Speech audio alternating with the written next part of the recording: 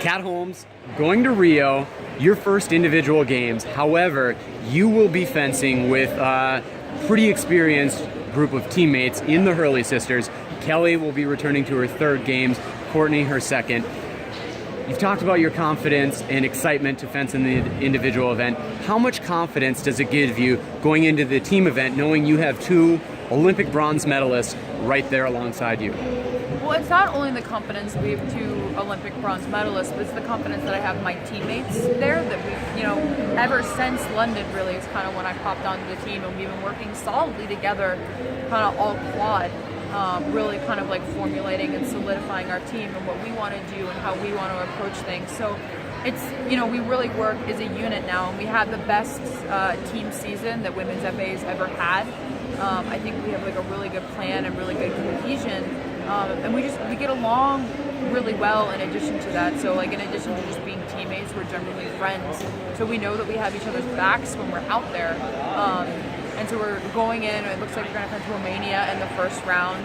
We've already kind of, here in Dallas, we've sat down and kind of like started talking about our strategy and talking about how we're going to alter our training to get ready for that. And I'm just really excited because I know that we can do something really awesome. A lot of the elite level fencers like yourselves talk about fencing right now and how it's really an evolution, not from season to season, but from World Cup to World Cup. Absolutely. With the qualification now done and looking forward to the games, with having such a long preparation time for you to focus on a specific opponent, how does that impact your training as you highlighted? Well, let's take the Romanian team, for example. So they have two lefties and two righties.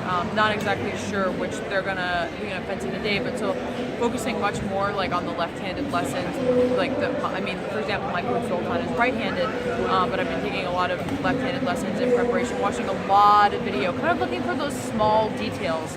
So now, at this level, everybody can take, a 6-pair post, or whatever, but looking at those small details, what preps do they do, what is their footwork, and then kind of simulate that in lessons and structure our bouting kind of around situations in which we think that we might end up in the team event. So say, we're in the 7th period and we're down by 2 touches, what's our approach going to be there, talking about every possible scenario, and watching lots of video, not only to see how the fencers physically fence on the strip, but what is their general strategy within the team match? What are we looking for, and what do we need to capitalize on? To that point, how is this preparation with so much video reviews, so much specific preparation for a specific opponent compared to past World Cups and World Championship preparations? So at World Cups,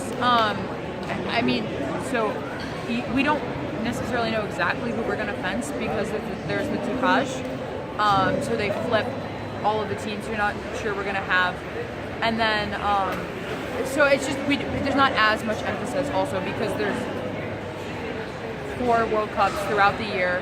They're all weighted equally. And then for World Championships, we've done more video review in the past, but there's also a tirage. And they don't do the tirage which is when they flip to see what team you're going to fence. They don't do it until a couple days before. So you're kind of looking at both teams. You have some ideas of what you want to do based on the season. But now, you know exactly who you're going to fence. We've known for a while. You have the time to prepare. And, it's the Olympics. You're on a stage. There's only, I guess we have 9 teams because of Brazil. But, this is the event that, everything else is in preparation for.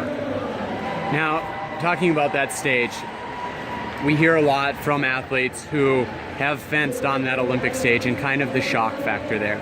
Kelly Hurley is something like a 12-time national team member. Courtney, close behind that. How have they, you talked about the strengthening of your relationship with them. How has that translated to kind of like an open discussion about what that feeling will be like and preparing yourself from actually envisioning it to actually feeling it once you set foot on the strip? Yeah, they're very frank. They're like, yeah, it's really damn scary when you get up there for the first time. And I appreciate that frankness because, I'd rather have that fear instilled in me now than when I get up there. And I fenced in several other, games events before. I was Pan Am Games, World University Games, the Youth Olympic Games. So, I've never fenced at the Olympics, but I've had similar experiences where you're on a stage where it's dark, spotlight's on you, people are cheering like so loud you can't even hear the ref. And then we've also been working with the US's OC sports psychologist. And I do a lot of visualization, I think about it all the time. And at least for me personally, I think one of the strongest components of my game is my mental game. So I don't think that freak me out the most, at least on my part, being up there. And the sisters are used to it, so I think that, we're mentally very strong kind of going into that atmosphere. All right, Kat. Well, congrats. We look forward to seeing that strength. Thanks. Best wishes. Thanks.